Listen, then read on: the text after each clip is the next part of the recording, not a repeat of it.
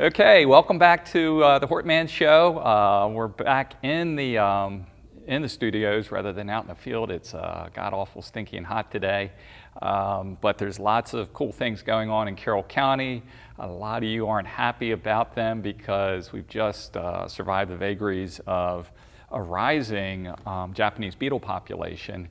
And I suspect, and hopefully next episode we'll cover it, talking about grub control, because if you have lots of Japanese beetles in the right weather conditions, usually that leads to turf damage in a couple weeks. So there are some things that you can do, and we will talk about that next episode. So sorry about the Japanese beetles. I didn't bring it. I'm just a spectator.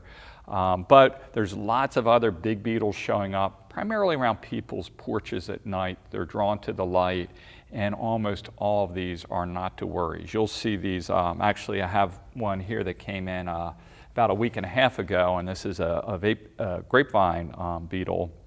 And these are associated, of course, with grapevines, and they can cause some damage to the foliage. But at this point, we're going into the end of August. You don't have to worry about these things causing significant damage to the grapes themselves.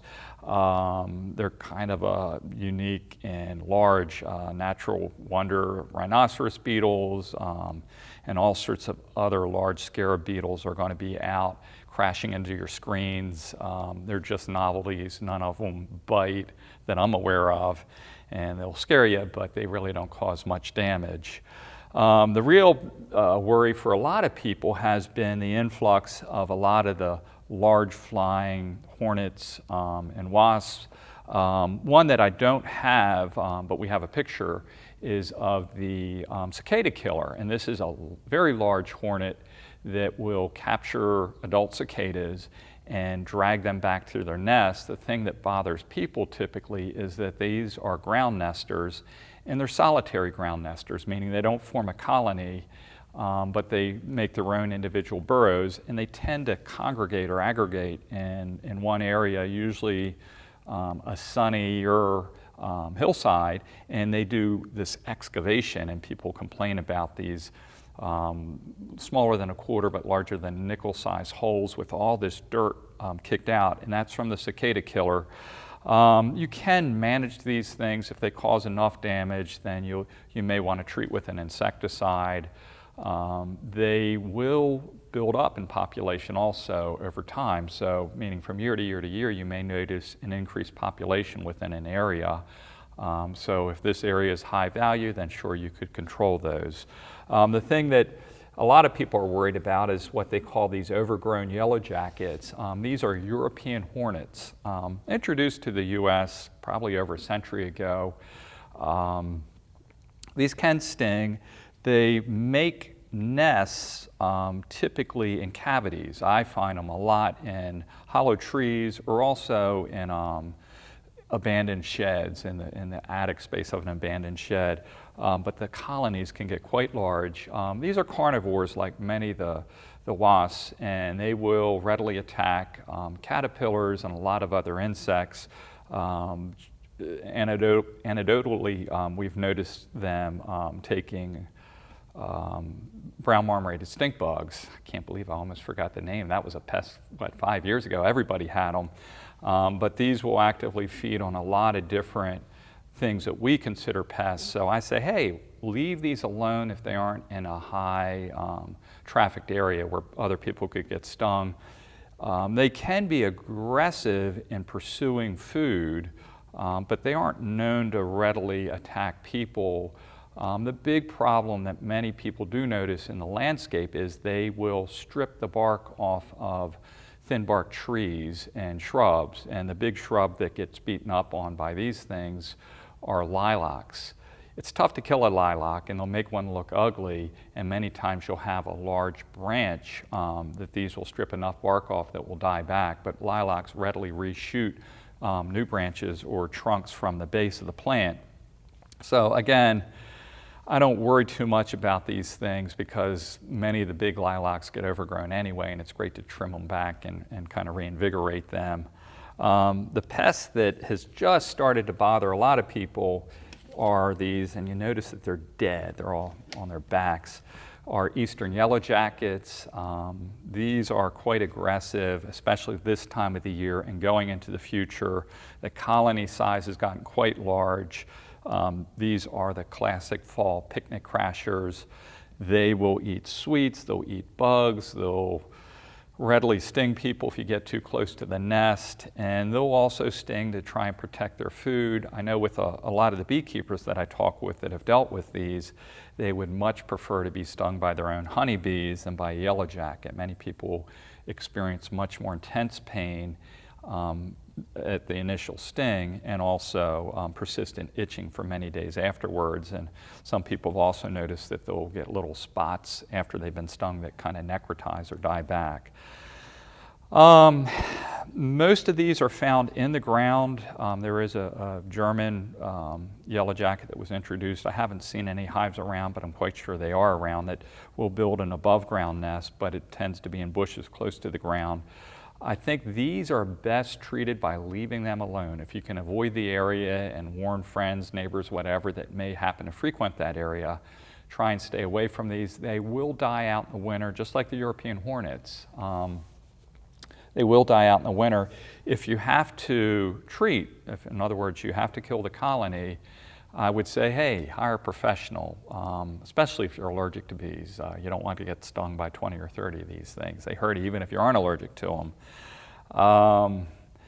Lastly, and I don't have a sample of it, but we have a picture that we'll be showing on the screen, this is a nest, and it's a large nest that somebody brought. Actually, I harvested a couple years ago. That was in a red maple tree just over somebody's truck. This is a nest of a bald-faced hornet. And bald-faced hornets primarily build these large kind of open-air nests in trees. I've seen them anywhere from 8 foot off the ground to 30 or 40 feet up into trees. They abandon these nests. The whole colony dies off except for a few fertile queens, and then you never see these being reused by the bald-faced hornet. And as a kid growing up, used to prune Christmas trees, and every so often you would be shearing a tree with a pruning knife, and a whole bunch of these would come piling out of the trees, and these wasps will chase you for quite a while, or these hornets, bald-faced hornets. So I would give them a wide berth. Again, if you can stay away from them, just wait till the winter, and then you can cut the nest out if you feel you need to. Birds make nests in these things in the winter some of the times. I've even seen mice in these darn things. But they're a fact of nature around here. Again, they're probably pretty beneficial in the landscape. These things are carnivores also, and they will eat plenty of caterpillars and foliage damaging type insects. So they do have our place in nature.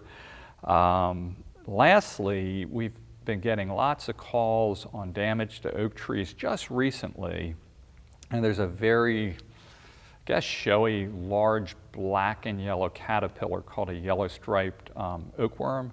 They primarily feed on oaks in the red oak family. That means pin oaks, northern red oak are the two dominant species. Every so often I'll see them on black oaks around here, and populations do seem to be high this time of the year. However, I tell people, yeah, you're seeing a lot of foliage loss, but this foliage that's coming off the tree is coming off at the end of the season, and we're kind of in a dry spell, so in a sense our oak trees are probably thankful that they're losing some leaves that have been transpiring liquids. So again, no actions really necessary for the yellow-striped oakworm. I would just watch it, and sure, it's going to take a lot of leaves off, but at this time of the year, your oak tree's pretty much done all its work, at least in photosynthesizing and storing up some energy. So more than likely, most of those oak trees are going to be back with very little damage from the yellow-striped oakworm. Okay, catch of the day falls into the category of weed of the day, actually weed of the week. People hate to see this plant, and a lot of people don't recognize it as a weed. And they think that goldenrod, which is blooming right now, it's a yellow blooming plant, is the issue. But this is ragweed, and it's actually off a giant ragweed, which I have in a pot right here, is only about 3.5 foot tall. I've seen this plant get as tall as 12 foot tall, almost like I remember as a kid riding my bike through a grove of this stuff and thinking, wow, what are these trees? When in fact it was ragweed. This is a perfect pollen producing plant, and this is a source of the pollen. This is the old flower head. And at this point I brought it in, and I felt safe to bring it in because it isn't ready to release its pollen. But as this pollen and seed head starts to develop, it has all these little pollen sacs that hang down, and they have a protective umbrella, almost like a cupped hand. And it's great for protecting that pollen and keeping it dry. And as wind comes along, it just kind of grabs the loose pollen, which will be coming on in a couple weeks, probably less than a week on some of these plants, and blowing it in the air.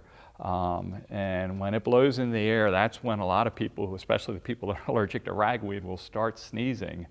So some people love to see flowering plants. This one flowers, but the flower isn't anything to look at. It's kind of a greenish yellow flower, and the pollen it produces can make people miserable. So you'll see this especially along roadsides and wet spots also.